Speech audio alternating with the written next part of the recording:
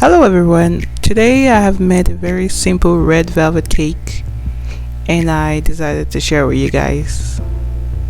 Don't forget to like, subscribe and share. Thank you. Please God, give them strength. Please God.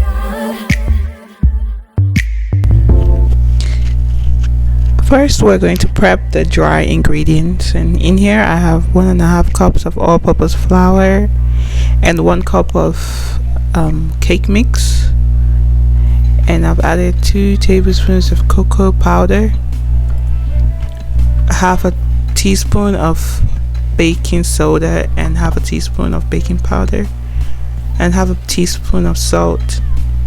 I'm going to sift all of that into a bowl, and you can see I made a mistake here because some of the contents are spilling from the top of the sieve. So I'm going to sieve it, and when I'm done, use a spoon to get all the particles through, and I'm going to sift it again just to make sure all the dry ingredients are very well mixed. So that's what it looks like, and then we'll put that to the side. And here I'm going to make buttermilk, which is just milk and vinegar. I'm using evaporated milk because when it comes to baking, evaporated milk has more flavor. And because evaporated milk is milk with basically 60% of the water evaporated, so it has more flavor, and you set that aside. Now we're going to go in with our wet ingredients, which is 1 cup of butter and 1.5 cups of white sugar, and I'm going to blend that in until it's halfway smooth. And I'm going to add in melted butter, half a cup of melted butter. The butter in baking cakes just helps the cake retain moisture.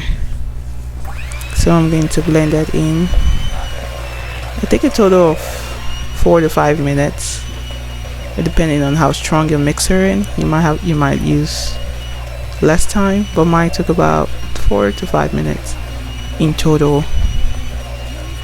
So you mix that in, and then I added in 2 eggs. I don't have the clip for the second one.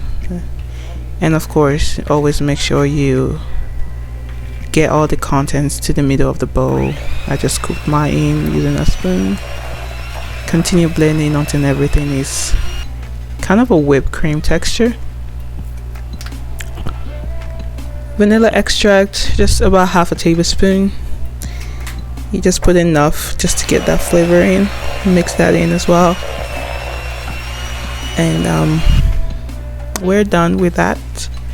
This is the buttermilk we made earlier. I'm going to put in some red food coloring. This is dye, and some people don't like it, and an alternative to using dye will be beet juice.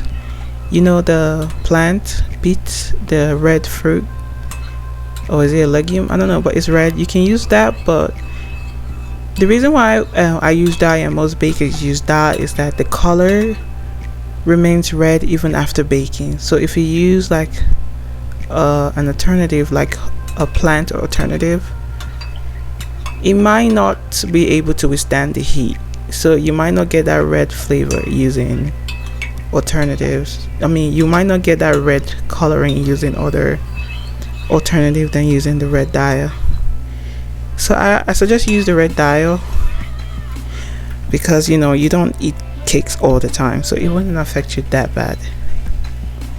So now I'm going to mix in my dry ingredients with my wet ingredients. So that's the butter I made.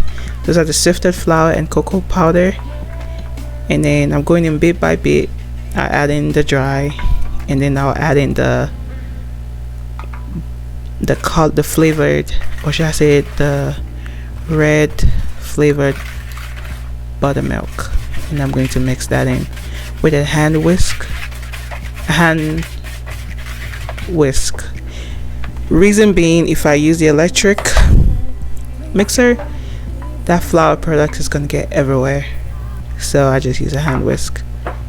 Just go in bit by bit just to make sure everything is thoroughly mixed. As you can see, that's what I'm doing here. So make sure it's really smooth, and then repeat until you're done. So you can see the color here looks kind of like a tomato red, and I wasn't quite satisfied with it, so you'll see towards the end of the video, or towards the when I was done mixing everything, I did go in and add some more of that red dye, but the color didn't really change. And I think the magic happens in the oven. Something happens when the cake is heating up, and I think some chemical reaction makes the red color more vibrant. So you really don't have to do what I did. You don't need to add more flavoring, more color to it. You can just leave it as is. It will still turn out red. Just make sure you add enough for the quantity of cake you're making.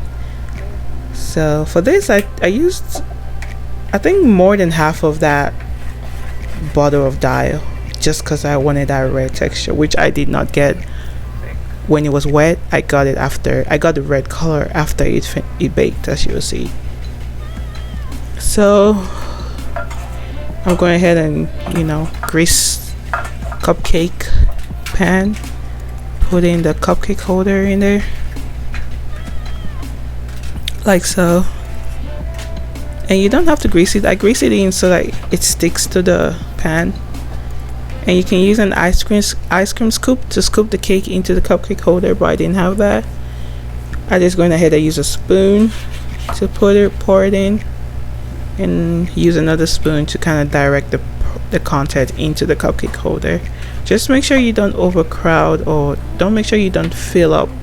Make sure you don't fill up the cupcake holder. You want to leave enough space at the top so that the cake can rise, kind of like it is doing right now. It's going to rise in the oven like that. So you always want to leave a little bit of space up top to give room for it when it rises. This is coconut shavings, sweetened coconut shavings, which I've toasted up. Going to use on top of the frosting. I didn't put the frosting recipe here because I already have a detailed frosting video, which I'm going to link in this video. Yeah, you can just go into my videos and look at my Nutella frosting, which is what I have here. And in the other cup behind that is the vanilla frosting. I'm going to link those videos here. Just click on them to see the details. So I'm just frosting up each cupcake. Made a total of 24 cupcakes. A lot of cupcakes. So keep that in mind.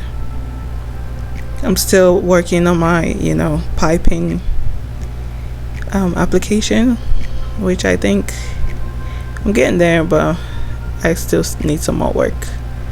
I was really tired at this point because, you know, trying to hold the camera, making sure I was in frame and doing all that, but it's all in all, except some of the vanilla, it came out pretty good.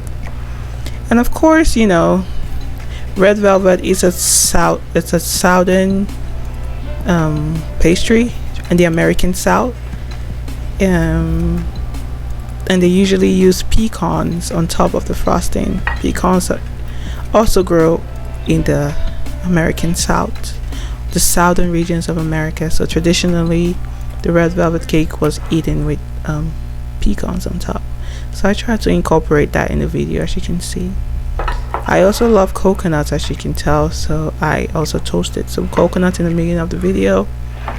And I'm going to take the cakes and put the coconut shavings on top of the icing. I did this individually because when I did the pecans, when I tried to sprinkle the pecans on top of the cake, there was a lot of waste. So I took each cake and just dipped it into the coconut shaving. I think that gave me a better result. Okay, this is the end of the video, guys. Hopefully you guys recreate this recipe, and thank you for staying with me, and happy holidays. Thank you. Bye bye.